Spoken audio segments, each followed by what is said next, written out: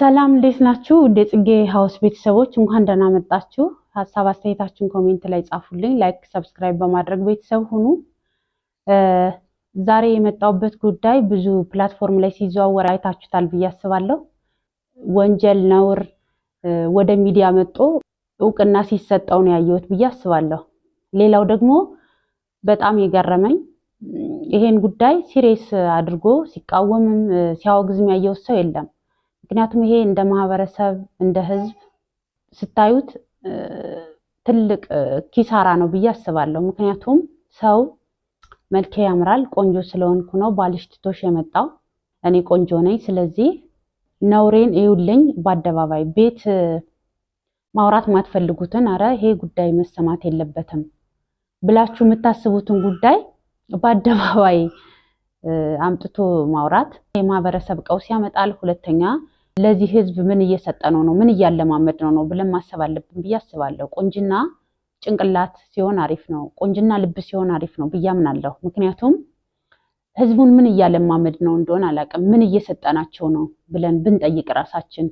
አዋቂነት የሌለው ሰው አላዋቂ ሲሆን ወንጀልን ሰርቶ ነውርን ሰርቶ ወደ ሚዲያ መጥቶ በልበ ሙሉነት ትልቅ ጀብድ እንደሰሩ ትልቅ ታሪክ እንደተሰራ ነውርን ቀለል አድርጎ በአደባባይ ወንጀልን መስራት ህዝብን አለማክበር፣ ቤተሰብን አለማክበር፣ ጎረቤት፣ መንደር፣ ማህበረሰብ ነው። ስለዚህ መከባበር፣ ሰውን መውደድ፣ ማዳመጥ፣ ይቅርታ መጠየቅ ሳይሆን ሰውን አለማክበር፣ ነውርን በአደባባይ ማውራት በቃ ማንም ምንም አያመጣም። ስለዚህ እኔ ልክ ነኝ፣ እኔ ቆንጆ ነኝ፣ ማንም ሰው ምንም ቢል ጉዳይ አይደለም እና በጣም ሚዲያው ላይ ደግሞ በጣም ይዘዋወራል። ግን ሲሪየስ አድርጎ ይሄን ጉዳይ ሲቃወም ያየው ሰው አላየውም። እኔ ስላላየው እንደሆነ አላውቅም፣ ብቻ ግን ብዙ ለማየት ሞክሬያለሁ።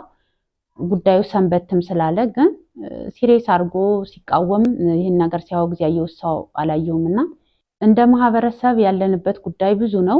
ግን ይሄን ህዝብ ምን እያለማመድ ነው ምን እየሰጠነው ነው? ይሄ ወንጀል ነው፣ ነውር ነው።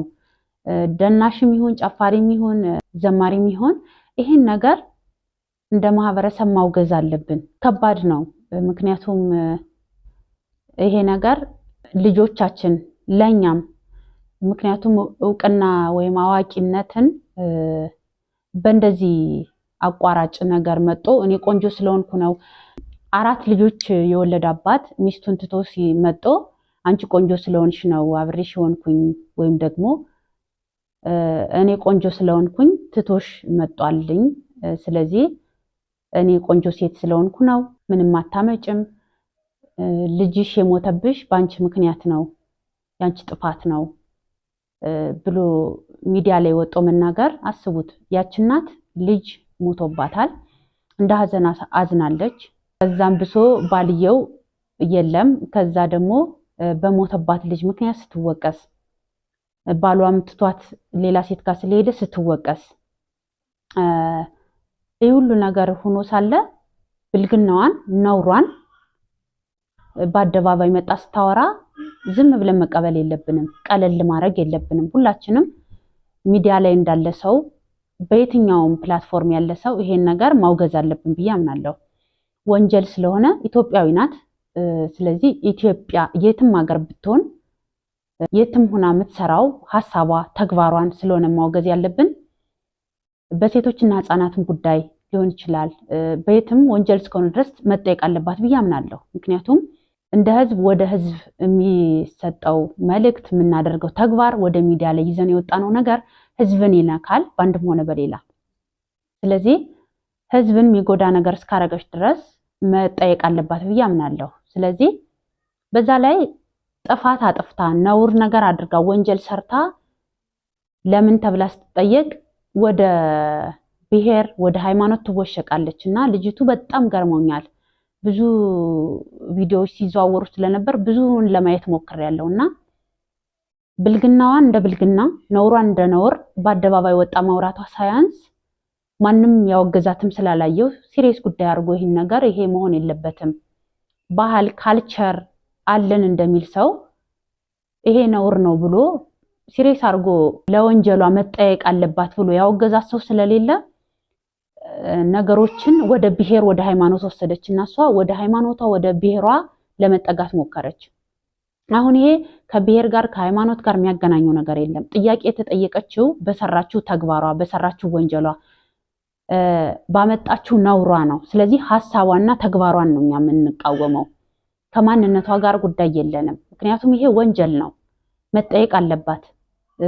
የትም ሀገር ብትሆን ወንጀል ነው። ስለዚህ ወንጀልን መቃወም አለብን፣ ወንጀልን ማውገዝ አለብን። ምክንያቱም ብዙ እናቶች በእሷ ምክንያት ተጎድተዋል። እች እናት የአራት ልጆች እናት ናት። ባሏ የለም ልጇ ስለሞተ ልጅሽ የሞተው ባንቺ ምክንያት ነው፣ ባልሽ የመጣው ስላልፈለገሽ ነው ተብላለች። ስለዚህ ይሄ ወንጀል ነው፣ ነውርም ነው። ስለዚህ እንደ ማህበረሰቡን እያለማመድነው ነው፣ ቀለል እያደረግነው ነው። ሌብነትን፣ ነውርን እያስለመድናቸው ስለሆነ ለልጆችም ማሰብ አለብን። እዚህ ሚዲያ ላይ ህፃናቶችም ሳይቀር ነው ተጠቂም የሆኑት። ስለዚህ ብልግናን ሁላችንም ማውገዝ አለብን ብዬ አምናለሁ። ስለዚህ ሜላትን ሐሳቧን ተግባሯን ማውገዝ አለብን። ስለዚህ ሁላችንም ልንጠይቃት ይገባል፣ ልንጠይቅ ይገባል። የትኛውም ፕላትፎርም ላይ ያላችሁ ሰዎች ይሄን ነገር ስታወግዙ አላየሁም። ሁላችሁም የሁላችሁም ጉዳይ ሊሆን ይገባል ለማለት ነው። ሐሳብ አስተያየታችሁን ኮሜንት ላይ ጻፉልኝ። በሌላ ፕሮግራም እስክንገናኝ ቻው።